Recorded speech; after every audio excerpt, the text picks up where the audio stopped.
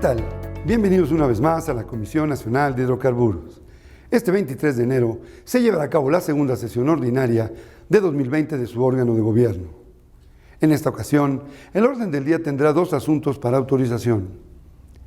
En primer término, se presenta a consideración del órgano de gobierno el Plan Estratégico Institucional 2020 de la Comisión. Por otra parte, se presenta la resolución por la que la Comisión se pronuncia sobre la solicitud de Petroval Upstream Delta 1 SADCB para gravar la totalidad de su interés de participación en el contrato CNH R01L02 A4 2015. Con esta agenda, los esperamos en la transmisión en vivo de la segunda sesión ordinaria de 2020 del órgano de gobierno de la Comisión Nacional de Hidrocarburos. Hasta entonces.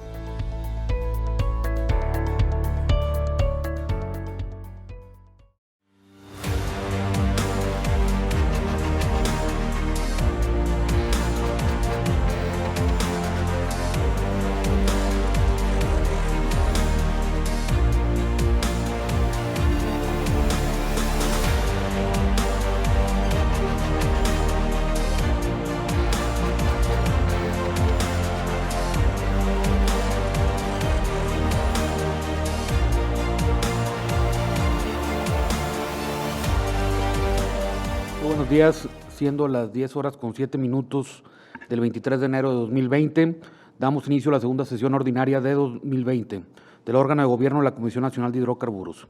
Pido al secretario nos indique si existe quórum para llevar a cabo la sesión. Buenos días. Para tal efecto pido a los comisionados que en el pase de lista sirvan mencionar su nombre completo y su calidad de comisionado. Rogelio Hernández Cáceres, comisionado presidente, presente. Alma América Porres Luna, comisionada, presente. Néstor Martínez Romero, comisionado, presente. Sergio Pimentel Vargas, presente. Héctor Moreira Rodríguez, presente. Resulta que se encuentran presentes 5 comisionados integrantes del órgano de gobierno. Le informo que en términos del artículo 10 de la Ley de los Órganos Reguladores coordinados en materia energética, existe quórum y en consecuencia puede llevarse a cabo la sesión. Se declara instalada la sesión y solicito al secretario se sirva a dar lectura al orden del día. Con mucho gusto. Someto a consideración de los miembros de este órgano de gobierno el orden del día. Tenemos en primer término la aprobación del orden del día y posteriormente los asuntos para autorización. En primer lugar tenemos el Plan Estratégico Institucional 2020.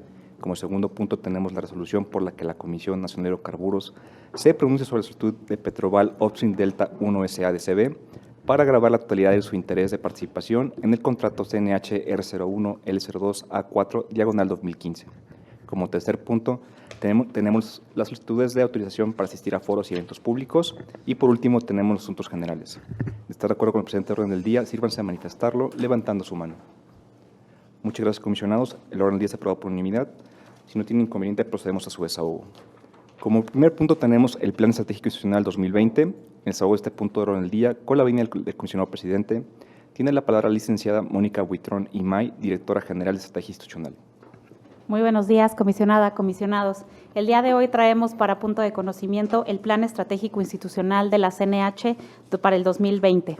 Aquí lo que vamos a presentar está dividido en 3 partes. La primera parte es ver un poco cuáles fueron los principales resultados del Programa Anual de Trabajo 2019, después ver cómo se fue constituyendo el Plan Estratégico 2020 desde la metodología y los principales cambios, y por último estaremos viendo lo que dio resultado de este ejercicio, que sería la misión, la visión y los objetivos estratégicos y finalmente el portafolio de estrategias.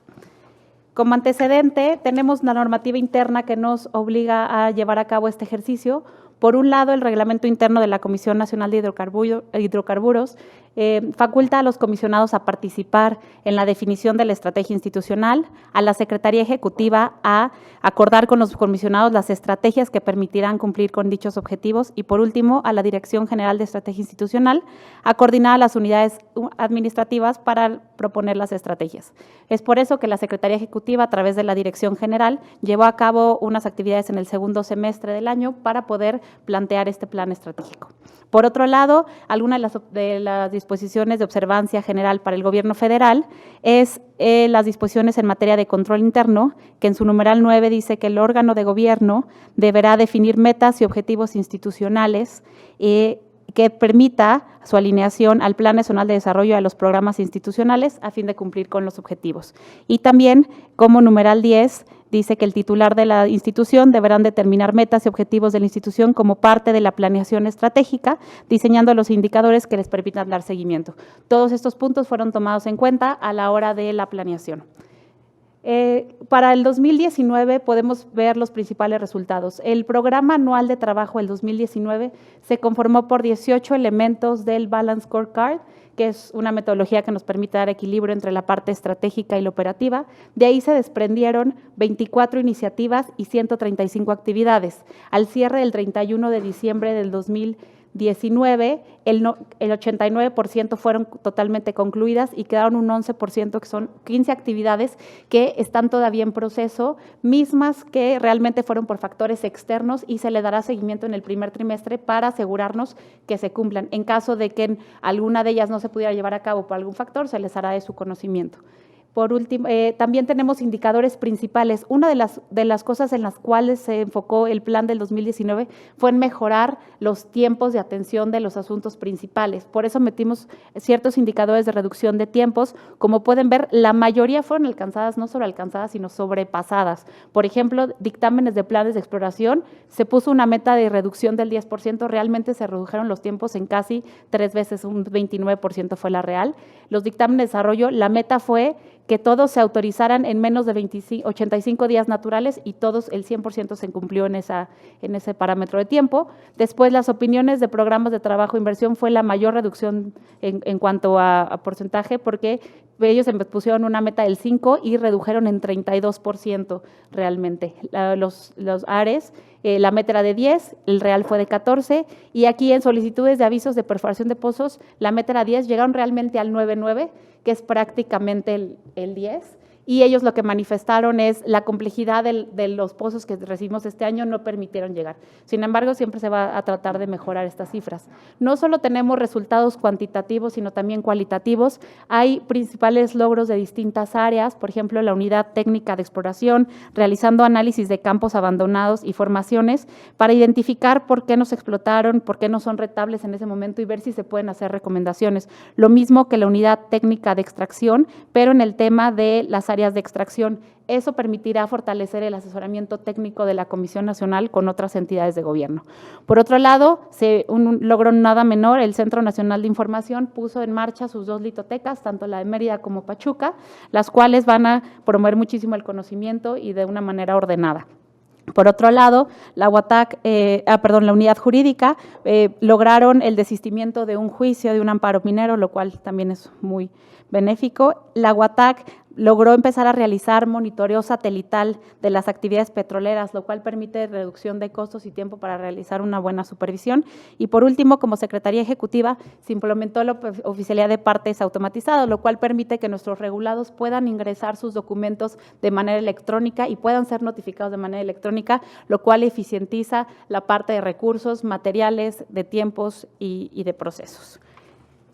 ¿Qué fueron los primeros elementos que se consideraron para este tema? Lo principal fue tratar de pasar de un programa anual de trabajo enfocado más en la operación a un plan estratégico, de tal manera que pudiéramos darle un valor agregado no solo a la operación. Entonces, para ello, primero lo que decidimos fue involucrar a todo el personal, desde talleres para todo el personal, encuestas, saber cuál era la percepción de nuestro personal en cuanto a la importancia de la estrategia, tomar eso en consideración para después subirlo a consideración de los comisionados. Además, pues tuvimos el primer año del nuevo gobierno, por lo cual debíamos nosotros alinear nuestra estrategia a las directrices gubernamentales del gobierno federal. Asimismo, había una brecha entre los objetivos estratégicos y ya las iniciativas operativas. Se agregó un nivel intermedio que se llaman estrategias, que vamos a ver el día de hoy, lo cual permite bajar la parte estratégica a un nivel operativo, de tal manera que alineemos realmente nuestras acciones diarias con lo que genera más valor. Y por último, se va a tratar de implementar un sistema de monitoreo con indicadores que no solo nos estén midiendo la operación, pero sino realmente el impacto de estas iniciativas. Con esto se desarrolló la siguiente metodología. No solo quedarnos en una definición, que es el primer cuadrante, sino que esto sea un sistema continuo de mejora. Nosotros hoy nos enfocamos en el primer cuadrante, que es la definición de la estrategia, que parte de un taller en donde realmente, como lo menciona la norma de control interno, los comisionados, el órgano de gobierno, es quien le tiene que dar esa alineación y esa dirección a la estrategia de la institución. A través de un taller que se llevó a cabo, pudieron los comisionados, con apoyo de los titulares, identificar el contexto normativo, el contexto político, las directrices, qué habíamos logrado en 2019, qué habíamos aprendido, y de ahí determinar lo que hoy se presenta, que es un plan estratégico que incluye misión, visión, objetivos y estrategias. De ahí sigue el siguiente cuadrante, cómo involucramos ahora la parte a las unidades administrativas, cómo llevar a la operación esta estrategia. Es donde ahí los titulares de unidad y los directores generales propusieron iniciativas que pudieran tener actividades y entregables para medirlas y que lograran alcanzar los objetivos institucionales. A partir de ahí, este año se tiene que llevar un continuo monitoreo y evaluación de los indicadores que hablamos, de tal manera que regrese otra vez a los comisionados para una toma de decisión, para poder saber si lo que estamos implementando tiene el rumbo que se tenía pensado o si hay que ajustar o cambiar. Esto realmente es un ciclo continuo que se pretende hacer todo el año. Que, como mencionaba, en el primer cuadrante se realizó un taller estratégico, donde los comisionados, con apoyo de los titulares, pudieron identificar el contexto normativo. En este punto no hubo modificaciones a la fecha, ni de los artículos 25, 27 y 28 de la Constitución, ni de la Ley de Hidrocarburos, ni de la Ley de órganos reguladores coordinados en materia energética. ¿Qué nos quiere decir? Que al final de cuentas las facultades de la Comisión siguen siendo las mismas y el objetivo final de maximizar el valor de los hidrocarburos sigue siendo igual. La meta a largo plazo sigue siendo la misma. ¿Qué sí fue cambiando? Las directrices gubernamentales. ¿Cómo llegamos a alcanzar esa misma meta? Sí nos han dado una nueva política energética. Para ello se revisó el Plan Nacional de Desarrollo, el Plan Nacional de Combate a la Corrupción y a la Impunidad, así como otras directrices del Ejecutivo. Ante esto, podemos identificar que los principales elementos de estas directrices es, 1, respetar los contratos existentes, el rescate al sector energético, un principio rector del gobierno que es la honradez y la honestidad. Por otro lado, combatir formalmente las causas de corrupción, mejorar control interno y fortalecer los procesos de administración de riesgos. Finalmente, por parte de las directrices, se ha comentado mucho el dar un seguimiento puntual a las inversiones pactadas de los contratos ya vigentes, así como solicitudes por parte de la Secretaría de Energía de simplificar los procesos. Tomando todo eso en consideración, se identificaron temas prioritarios para este año, que es, 1, el capital humano, que es quien realmente soporta esta institución; 2, los procesos institucionales; 3, transparencia y combate a la corrupción; 4, la parte de la regulación; 5, la cadena de valor desde la aprobación de los planes hasta su supervisión; 6, cómo promovemos la información que le contamos; y por último, que la CNH sea realmente un asesoramiento técnico de calidad para la toma de decisión del gobierno. Tomando en eso consideración, dado que el marco normativo no cambió, la misión y la visión permanecen iguales, a dónde queremos llegar y cómo queremos ser sigue siendo lo mismo, y solamente se ajustaron los objetivos estratégicos. Pasamos de 7 a 6, donde el primero, y los comisionados determinaron que sí importa el orden, el primero es consolidar a la institución con capital humano de excelencia. ¿Cómo hacemos para que nuestro personal que trabaja día a día cuente con las capacidades necesarias para cumplir con los objetivos? 2, el tema de los procesos, cómo fortalecemos los mecanismos de transparencia, control interno y rendición de cuenta en todos los procesos de la institución. Sin procesos tampoco es viable soportar la institución. 3, la mejora continua de la regulación de exploración y extracción de hidrocarburos. 4, como mencionábamos, toda la cadena de valor, consolidar la aprobación, la administración, el seguimiento y la supervisión de las actividades en las asignaciones y contratos. 5, impulsar el conocimiento de las actividades de exploración y extracción. Y por último, fortalecer el asesoramiento a las instituciones de gobierno. Y como mencioné, una vez teniendo estos 6 objetivos, se agregó un nivel adicional que va a formar parte de nuestro mapa estratégico de Balance Scorecard, y se agregaron estrategias por cada uno de los objetivos, de tal manera que las unidades administrativas tuvieran directrices muy claras, no solo a dónde quiero llegar, pero con qué quiero y cómo voy a poder lograr esos objetivos. Por ejemplo, para la parte del capital humano tenemos 4 estrategias que empieza por la implementación del servicio profesional de carrera. 2, generar ese mecanismo de pertenencia. 3, buscar alternativas de beneficio al personal, siempre enmarcados en la norma de servidores públicos y sujeto a la disponibilidad presupuestal. Y por último, generar mecanismos de apoyo a competencias profesionales de tal manera que contemos con un personal capacitado. El segundo objetivo cuenta con 3 estrategias. La primera, de cómo adoptamos las mejores prácticas en temas de transparencia, rendición de cuentas y combate a la corrupción.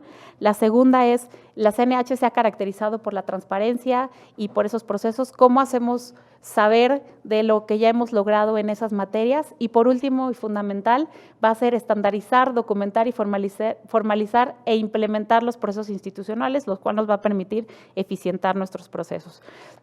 En el tercer objetivo se cuentan con 3 estrategias.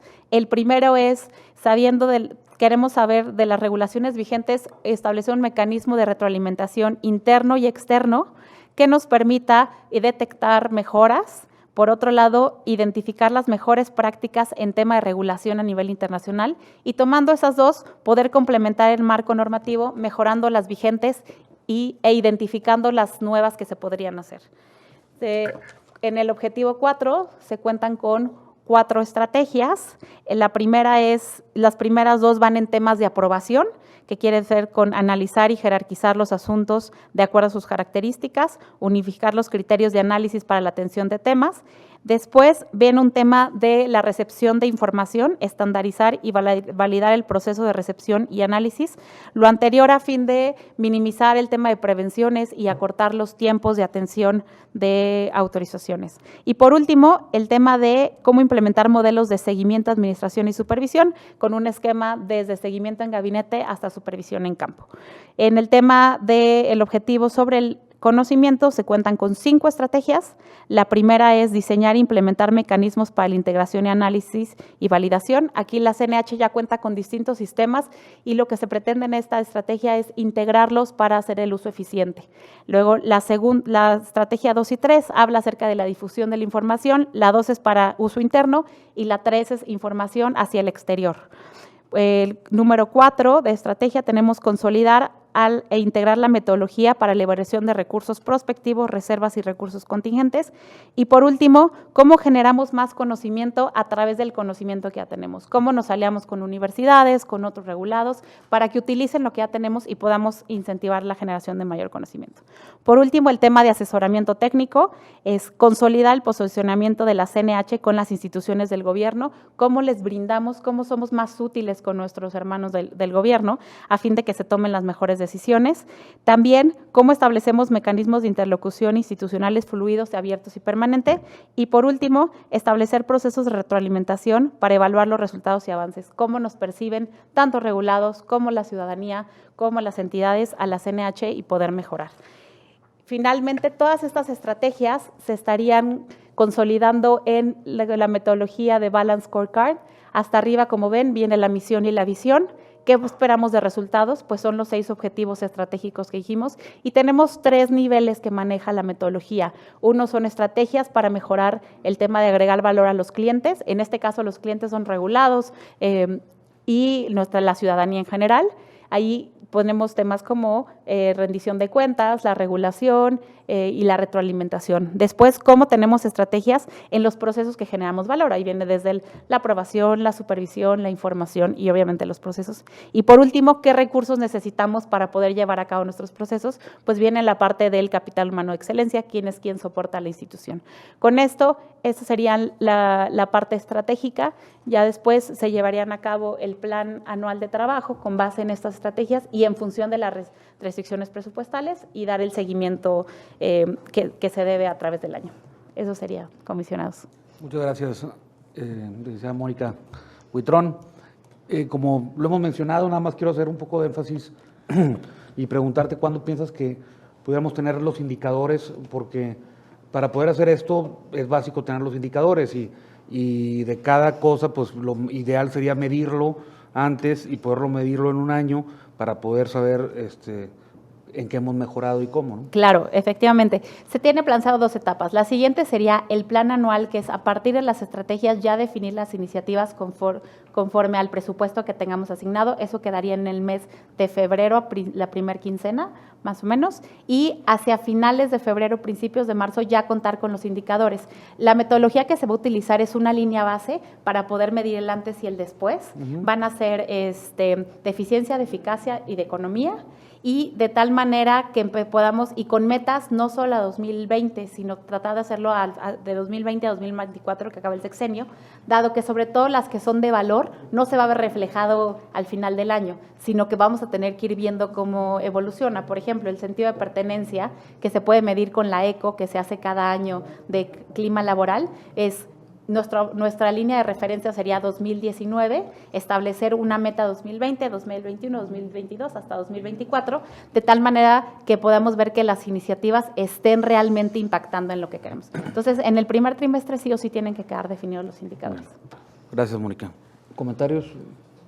Doctor Moreira. Yo quisiera preguntarle aquí a la licenciada Mónica, ¿cuándo podemos tener ya la versión final de cada estrategia tiene un comisionado como líder? ¿Correcto? Que nos digan exactamente cuáles estrategias le corresponden a cada comisionado para empezar a trabajar de manera inmediata. De inmediato. Ya las tenemos, ya nada más lo único que hay que hacer es la reunión que quedamos pendiente estamos cuadrando costos estimados de iniciativa con el presupuesto que nos daría la Unidad de Administración y Finanzas para hacer una reunión y que puedan palomear las iniciativas a las que sí se les va a dar prioridad o jerarquizar conforme al dinero. Y de ahí, pero ya eso ya se tiene totalmente identificado, podría ser la siguiente semana sin ningún problema. Gracias. Sí, doctor Martínez.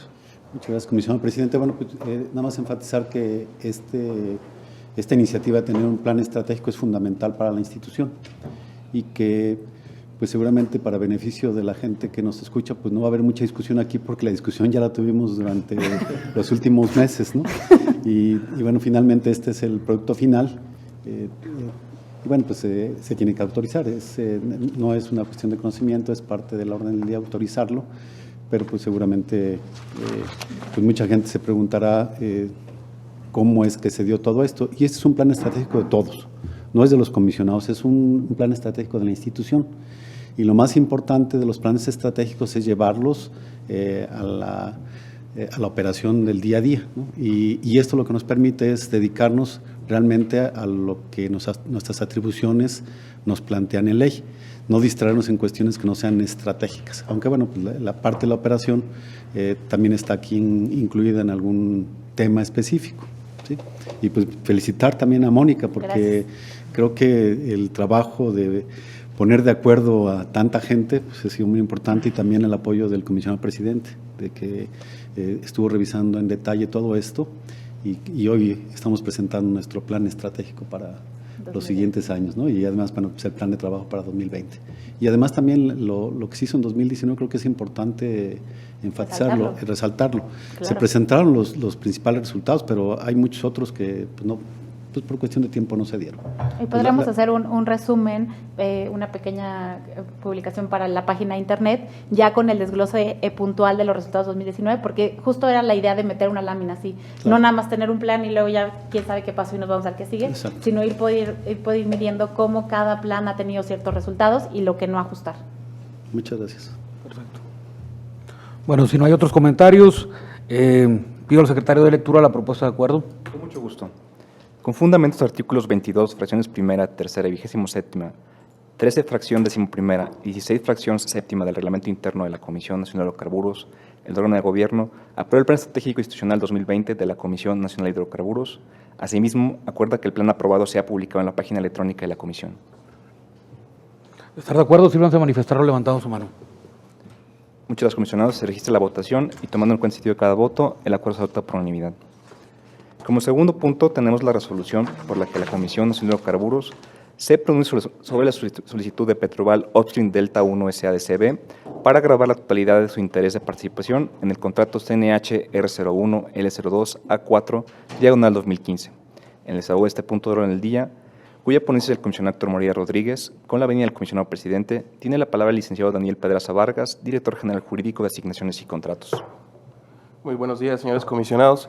En efecto, el día de hoy tenemos sobre el orden del día la presentación de la solicitud del gravamen de interés de participación. En este caso traemos el contrato CNHR01L02A4, diagonal 2015. Como datos generales del contrato, tenemos especificado en la lámina pues, la superficie, el estado y municipios, que es en aguas someras, línea fronteriza entre Tabasco y Campeche. El contrato cuenta con una vigencia de 25 años a partir del 17 de enero de 2016. El tipo de contrato para exploración y extracción es de producción compartida.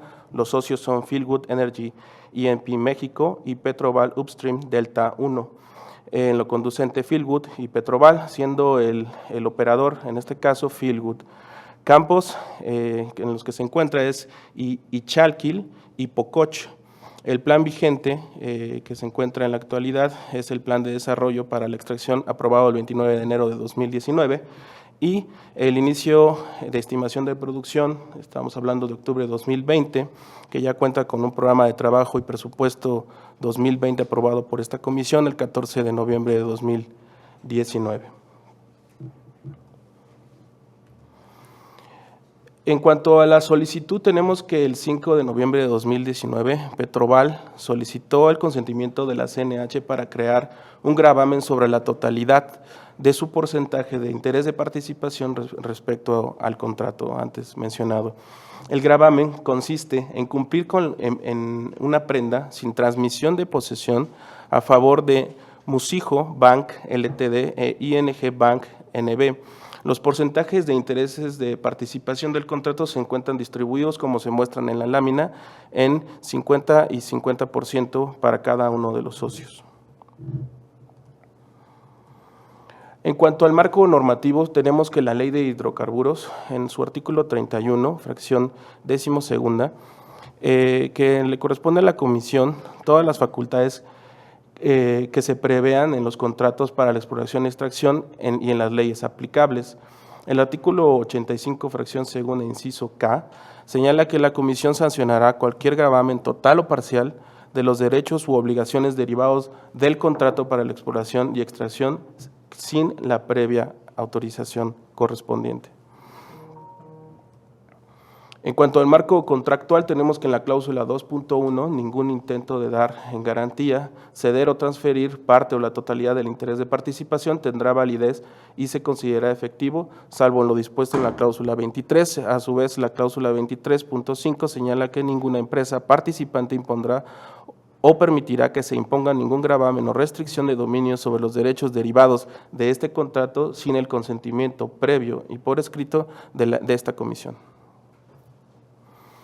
En cuanto a las consideraciones del caso en particular, tenemos que de conformidad con la información presentada en la solicitud, Petroval y Fieldwood manifestaron que en los términos en los que se constituirá el gravamen no afectará el acuerdo de operación conjunta que tienen ellos suscrito. También que los fondos obtenidos del contrato de crédito celebrado con los bancos será aplicados para la realización de las actividades petroleras del área contractual. Además, que los bancos Musijo y ING Bank son instituciones financieras de reconocimiento internacional que cuentan acorde con las leyes de los países en los que fueron constituidos, con experiencia en el otorgamiento de créditos dentro de la industria del petróleo y gas. Además, la aprobación para la constitución del gravamen sobre el interés de participación, en el caso concreto no implica un pronunciamiento alguno respecto de la validez o idoneidad de los acuerdos por los que se constituyen los gravámenes. Además, no conlleva la transmisión de intereses de participación del contrato. En el caso que se actualice un supuesto que detone la ejecución del gravamen y por lo tanto que conlleve la transmisión de los intereses de participación, se deberá atender en lo establecido en los lineamientos por los que se establecen los requisitos y el procedimiento para celebrar alianzas y asociaciones en los que se lleva a cabo la sesión de control corporativo y de gestión o del control de las operaciones respecto de los contratos para la exploración y extracción de hidrocarburos, dando el aviso o solicitando la autorización correspondiente. De tal manera que se propone el proyecto de resolución en virtud de las consideraciones anteriores de la siguiente manera. aprobar a Petroval la constitución del gravamen en favor de Musijo Bank Ltd. e ING Bank NB por la totalidad de su interés de participación que no implique ningún derecho de propiedad, gravamen o restricción de dominio respecto de los hidrocarburos en el subsuelo, y se prevea que en el caso de ejecución del gravamen que implique la cesión de la totalidad de una parte del interés de participación, se deberá solicitar la autorización respectiva de la Comisión en los términos del contrato y de la normatividad aplicable. Instruir a la unidad jurídica de la Comisión que le requiera a Petroval un aviso de formalización del gravamen en el cual deberá presentar dentro de los siguientes 30 días a su constitución y el documento mediante el cual se constituyó. Manifestaciones en las que declare que el gravamen no afectará las actividades petroleras y que, en caso de ejecución, se solicitará la autorización o se dará aviso según corresponda. 3. Notificar la resolución a Petroval y a Fieldwood e inscribir, como último punto, la resolución en el registro público de la Comisión. ¿Es cuánto, señores comisionados? Gracias, licenciado Daniel Pedraza. Comisionados, ¿algún comentario respecto a esto? Sí, comisionado Pimentel. Gracias, presidente. Yo, dos preguntas. Si pudiéramos poner la lámina 6, por favor. No me quedó nada más claro el numeral 2. Dice ahí: los fondos obtenidos del contrato de crédito celebrado con los bancos serán aplicados para la realización de actividades petroleras en área contractual. Pero acá estaríamos, en su caso, autorizando la constitución de un gravamen, ¿no? Con el banco que ya se mencionó, en fin. ¿Cuál es la relación de esta constitución de gravamen versus el contrato de crédito? Bueno, el contrato de crédito está supeditado a que deban ser aplicados directamente para las actividades petroleras y directamente relacionados en el área contractual. Ese es el punto de restricción que se tiene sobre el gravamen que se está solicitando. Pero entiendo que son cosas distintas, ¿no? ¿Distintas cuáles? Perdón. O sea, el gravamen es sobre el interés de participación de uno de los contratistas y supongo celebraron, con independencia de eso, otro contrato. ¿Son los mismos bancos? Sí, adelante, Ramón. Gracias, comisionado. Buenos días. Efectivamente, son dos contratos distintos. En este momento, el banco y, los bancos que son Mizuho e ING celebraron con la empresa Petroval un contrato de prenda sin transmisión de posesión.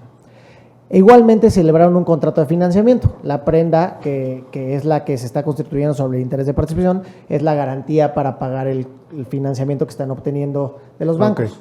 Una de las condiciones que nosotros pedimos para autorizar este tipo de gravámenes es asegurarnos que los fondos que se obtengan se van a usar para el contrato, es decir, que las empresas no van a tomar el dinero y llevarse al otro lado para hacer otras cosas, simplemente usando nuestro contrato como apalancamiento para otras actividades. Eso es parte de lo que buscamos nosotros con este tipo de esquemas, que efectivamente los fondos que se generen a partir de este tipo de financiamientos se utilicen en la vida del contrato. Okay. Entonces, por eso que ponemos esa restricción, pero como usted menciona, comisionado, sí son dos contratos distintos. Por un lado está el contrato de financiamiento que celebran con los bancos y que lo está celebrando igualmente Petroval, y por otro lado está el contrato de transmisión de prenda sin posesión, que es el que garantiza el financiamiento que se obtiene a través del contrato de financiamiento. Correcto.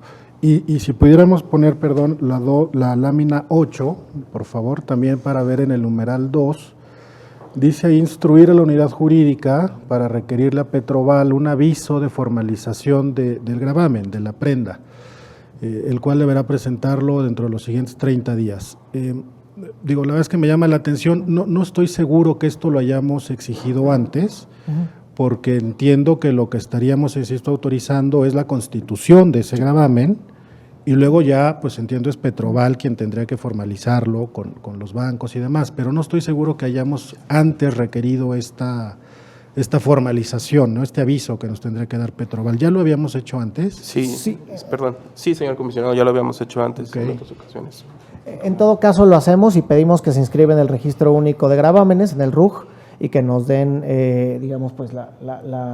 la notificación de la inscripción, que en 30 días a partir de la autorización del gravamen, que en su caso se dé en el gobierno. Pero sí se ha replicado en las demás autorizaciones. Muchas gracias. Muy bien.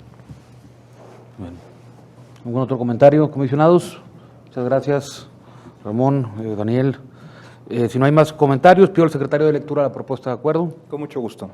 Con fundamentos del artículo 22, fracciones primera, tercera, décima y 27ª de los órganos reguladores coordinados en materia energética, 31 fracción sexta y 12ª Ley de Hidrocarburos, así como 13 fracción 11ª del Reglamento Interno de la Comisión Nacional de Hidrocarburos, el órgano de gobierno emite la resolución por la que se aprueba la empresa Petroval Upstream Delta S.A.S.B. grabar la totalidad de su interés de participación del contrato CNH R01 L02 A4 diagonal 2015. De estar de acuerdo, escríbanse a manifestarlo levantando su mano. Se registra la votación y tomando en cuenta el sentido de cada voto, el acuerdo se opta por unanimidad. Sí, adelante, Ramón. Comisionados, les solicitaría un par de minutos simplemente para darles un recuento con la venia del ponente, también de los gravámenes que hemos autorizado. Creo que es importante, sobre todo por el esquema de financiamiento que estamos promoviendo con estos gravámenes. A la fecha, la comisión ha aprobado 12 gravámenes, la imposición de 12 gravámenes en diversos contratos, divididos en dos grandes grupos. El primer grupo, que es el que tenemos en la pantalla, son aquellos gravámenes que se establecen o que se autorizan entre las propias empresas participantes de los contratos. Esto es también, como es el caso siguiente, también es una práctica internacional en la industria, en donde las empresas que están en un consorcio garantizan el cumplimiento de sus obligaciones a través del establecimiento de estos gravámenes, ¿no? Estas obligaciones son las que se establecen a través de los acuerdos de operación conjunta, y así se ha hecho en 8 ocasiones. Las primeras 5 están en pantalla y en la siguiente lámina están las siguientes 3. Entonces, es el mismo formato y estos son gravámenes que se han autorizado en este órgano de gobierno. En la siguiente lámina es donde está el siguiente tipo de gravámenes que hemos autorizado, que es como el que acaban de aprobar en este órgano de gobierno. Son gravámenes que se han establecido o se han autorizado a favor de un tercero ajeno al contrato. En los dos primeros casos, la empresa Perseus Tajón y Perseus Fortuna Nacional estableció un gravamen a favor de un tercero que formaba parte de su propio grupo corporativo, pero igualmente con la finalidad de obtener financiamiento. En los dos siguientes casos, que son iguales o similares al que acabamos de aprobar, 2 empresas han gravado el interés de participación que tienen en el contrato a favor de un banco, de un acreedor prendario, que en este caso es un banco, y de esta forma han obtenido financiamiento. Esta modalidad, la que se conoce internacionalmente como el Reserve-Based Lending, es una modalidad de financiamiento muy utilizada en la industria petrolera a nivel internacional. En México, digamos, por las restricciones regulatorias que tenemos, esta es la forma en que lo hemos llegado a hacer, pero vale la pena mencionar que el esquema cada vez resulta más atractivo para los participantes de la industria, cada vez les resulta más familiar. Eso se ha logrado gracias a que en la comisión hemos, con las herramientas que he tenido, podido dar a conocer que este esquema se puede llevar a cabo, y eso ha animado incluso a que bancos mexicanos, como lo vemos en el caso 4, hayan ya participado en este tipo de esquemas. Entonces, es una forma en que se puede dotar de recursos al sector, y pues nos parece muy importante que sigamos haciéndolo y generando confianza a los participantes de la industria. Muchas gracias, Ramón.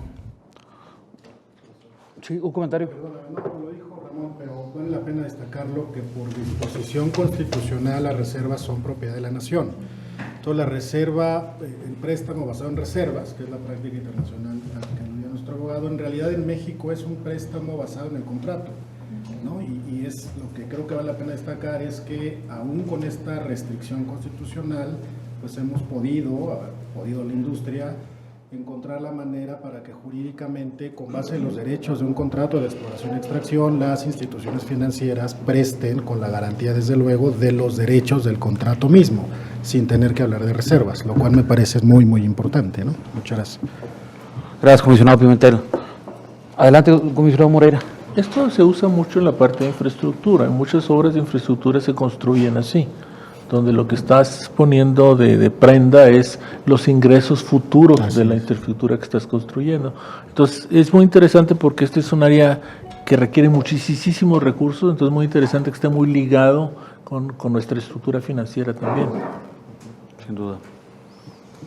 Muy bien, si ya no hay comentarios al respecto, continuamos con el siguiente punto del orden del día. Con gusto. Como tercer punto tenemos los estudios de autorización para asistir a foros y eventos públicos. En el estado de este punto del orden del día, con la venia del comisionado presidente, me referiré a este tema. En esta ocasión únicamente tenemos un asunto Se trata del evento Energy México 2020 Oil Gas Power Expo and Congress, al que asistirá como panelista la comisionada Alma América Porras Luna el 29 de enero de 2020. Bien. ¿Es para conocimiento? Nos tiene que aprobar. De estar de acuerdo, si no se manifestará levantado su mano. Continuamos entonces. Se registra la votación, toman concepto de cada voto, la cual se vota por unanimidad. Continuamos con los asuntos generales. En el estado de este punto del día, le informo al comisionado presidente que no se tiene registrado ningún asunto, por lo que hemos concluido con la sesión. Les informo que en 10 minutos daremos inicio con la quinta sesión extraordinaria de 2020. No habiendo más asuntos que tratar, se da por terminar la segunda sesión ordinaria de 2020. Me agradezco su atención.